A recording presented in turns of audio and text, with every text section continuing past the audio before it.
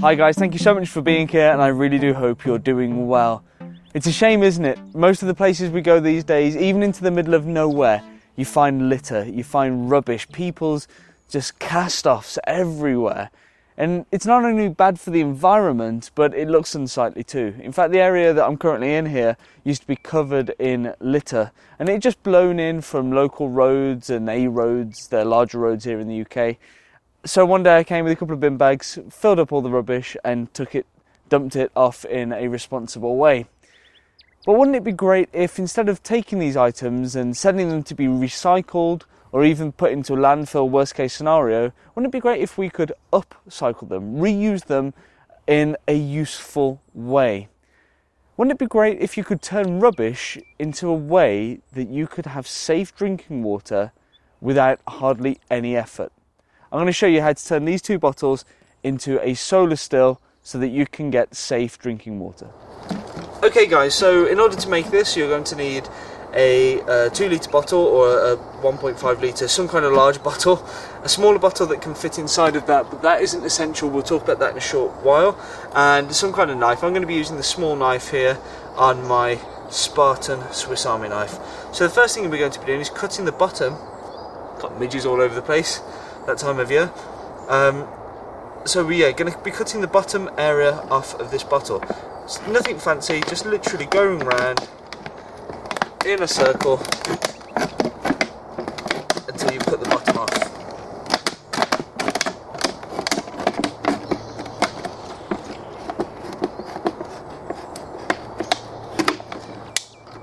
Pretty simple, right?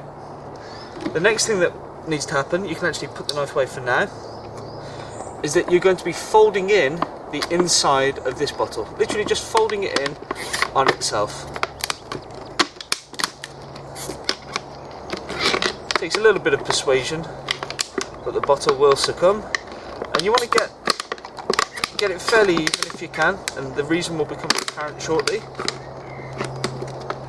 So I folded that in about an inch, possibly roll them up a bit more, but for demonstration purposes it will suffice. Mosquitoes now, I'm getting eaten by everything today. So what we have here is the bottle top, an empty bottom, and the bottom bit rolled up. We're going to be placing this bottle once we've cut it off. In fact, we can do that now. We can kind of measure him up. We don't want him too tall. Let's get my knife out again. We want him, measure him about, I'd say about there. Again, just cutting him in half.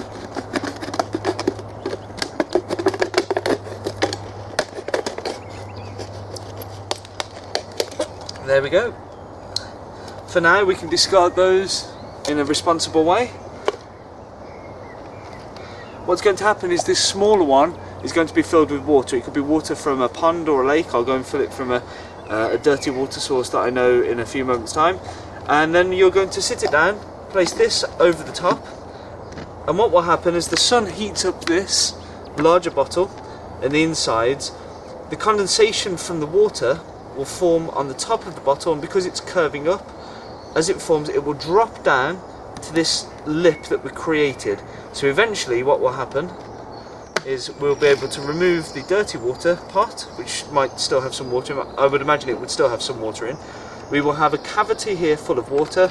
We can take the lid off and we can just tip the water into our mouths, and the water will flow easily into our mouths via this funneling effect, making it nice and easy to drink and instantly reusable, of course, if you refill that and place that over the top. Now, if you don't have a smaller bottle to hand, you can place this over wet soil, and you will get some evaporation from that will condense and run down. Let me fill this up and let's get it going.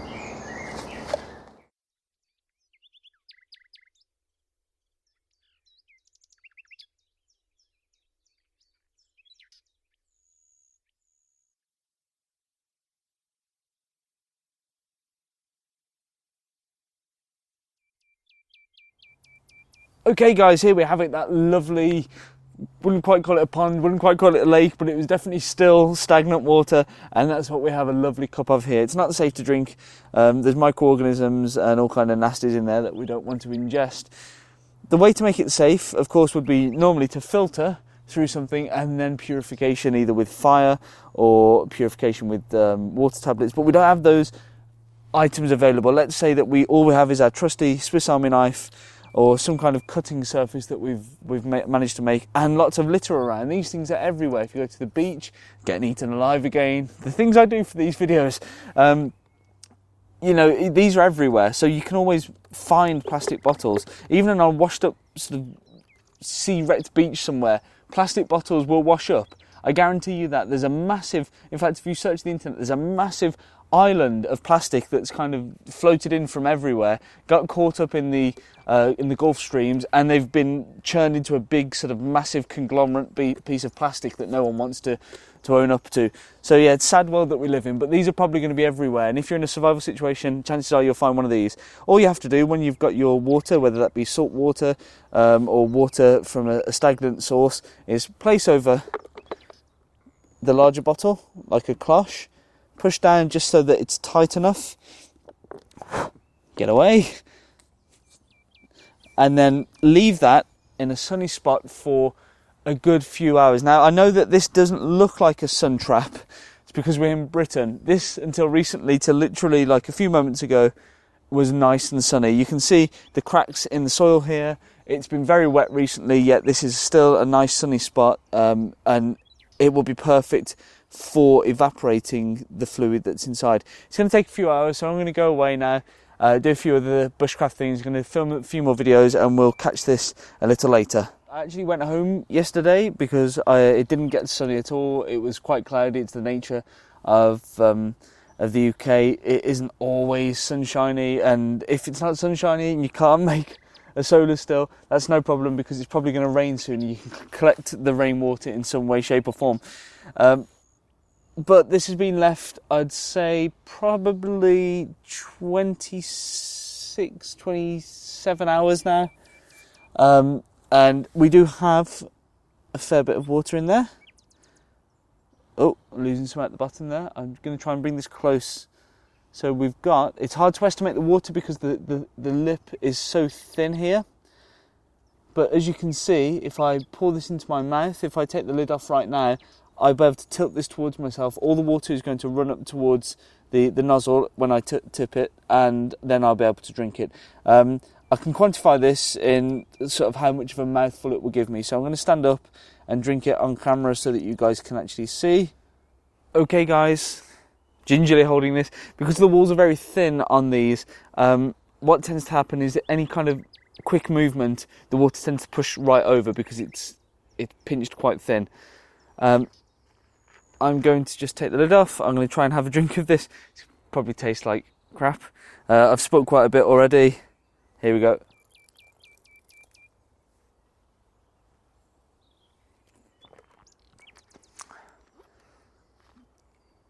It's not the best tasting water I've ever had in the world, but hey, it's clean water. I know it's clean water and it's safe water. So that'll keep me alive in a situation where I needed to pick up to live. Some spilt out there. When I've done this before, some spilt out then before as well.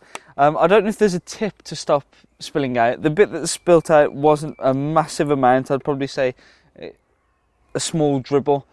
But mouthful of water. I'd say you get a mouthful of water out of that. And in previous trials that I've done with this, you get about a mouthful of water as well. Obviously, here in the UK, we have very sort of interesting weather. We can't guarantee that we can always make a solar still because there isn't too much sun. But I mean, look what I managed to get a mouthful from yesterday, and that was sunny during the day, well, during the morning. I wasn't here during the morning, came here in the afternoon, it was overcast. It was sunny then in the evening, it was sunny then this morning, and that was enough to give me a mouthful of water. Now imagine if we had a number of these all set out in the same area, say 10, 20 different bottles. You're going to get 10 to 20 mouthfuls of water. That's going to be very beneficial if you're in a survival situation. It's going to be key if you're anywhere where you have salt water. Chances are if you're somewhere that has salt water, you're going to have a lot of these washing up. you're going to be able to have fresh drinking water. Hopefully, if you're by the sea, it might be sunny. We can only hope that it's a tropical atmosphere so that your water can actually condense and make itself into safe water a lot quicker. If you like here in the UK, it's not sunny, don't worry about it. You can actually turn these upside down and use them to collect rainwater. So you're still going to end up with a safe source of drinking water. If you are collecting rainwater, try to collect it from underneath an open sky, so not underneath a canopy. You don't know what the rain's going to be hitting. It might be hitting sort of bird feces and things like that as it's dripping down, and you don't want to be drinking contaminated water. So there are lots of options to use litter, to upcycle litter into safe ways to drink water. Hopefully this video is giving you some interesting and fun ideas. Try this yourself. It's a great experiment to try even in your garden. You know, you don't have to head out into the wild to do this. You can just get some of your old pop bottles before you throw them away, or before you recycle them. That's what I say. We'd never throw them in the garbage. We always recycle. But before you recycle them, have a go upcycling them, turn them into some freshwater containers, get some stagnant water, or just get yourself one of these little things, fill it full of salt, fill it full of water, try to taste it, it'll be terrible, and then use one of these to make it safe to drink. Good fun little experiment to do. It's a great little experiment to do outdoors with your family as well.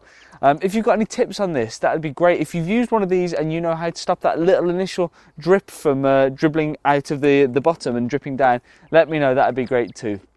Tell me any other tips that you have for making solar stills here in the UK, or even anywhere in the world. Let's not even make it a UK thing. If you're in the UK, tell me how you make solar stills in this terrible weather. And if you're in the rest of the part of the world, tell me the different types of solar stills that you use and how you make unsafe water safe to drink if you don't really have any apparatus, but you do have lots of rubbish. Until the next video, take care. Bye-bye now. If you like this video, good news, I'm going to be making more. What I would ask of you is to please subscribe. It would mean the world to me. Also, check out some of my recent videos here. Remember to get involved in the comments section where some great discussions happen. And finally, this is the most important thing, if you think you know someone that would like this, tell them. Your friend, your dad, your cat, just tell them.